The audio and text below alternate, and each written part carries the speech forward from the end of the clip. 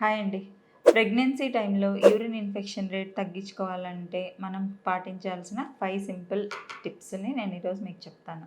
So, frequent urination అంటే మనకేదో నొప్పులున్నాయి, rest తీసుకోవాలి, నీరసంగా ఉందని చెప్పి చాలాసేపు యూరిన్ పోకుండా అలాగే స్టాగ్నెంట్‌గా ఉంచుకొని అప్పుడు ఎంప్టీ చేయాలని పరిగెట్టొద్దు. మనకు ఆ అర్జ్ అంటే పోవాలి అన్న సెన్సేషన్ వచ్చినప్పుడే ఎవ్రీ 2, 3 అవర్స్‌కి ఎంప్టీ చేసుకుంటా వాష్‌రూమ్‌కెళ్తూ ఉండాలి. Then full hydration. 5-6 litres of water every 2 అవర్స్‌కి ఏదో ఒకటి లిక్విడ్ రూపాన తీసుకుంటూ ఉండాలి.